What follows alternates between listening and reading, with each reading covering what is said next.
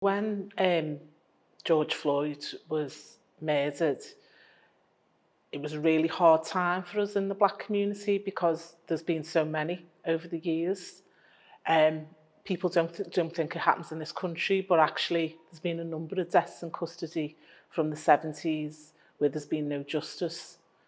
So what we thought and what we believed at the time was that the police officer would get away with it. And thank God a year later that hasn't happened. Justice has been sought. I would never imagine this time last year, but we were so upset about just the lack of progress around race equality, the ups and downs. You know, there's been some benefits over the years, but then if you look at the statistics, the picture hasn't really changed in terms of disparities since the 70s. You know, in terms of educational outcomes, criminal justice, representation.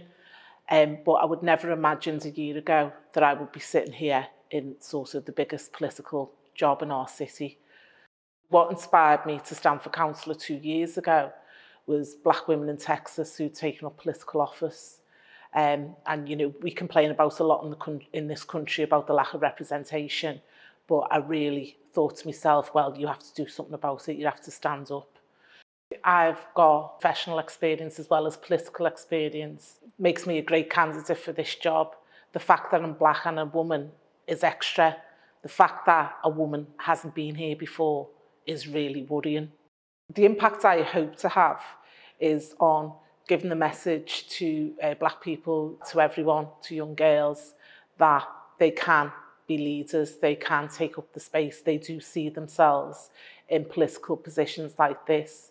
The impact I'm having already is about ensuring that race equality and equality as part of the discussions, is part of the decision-making processes.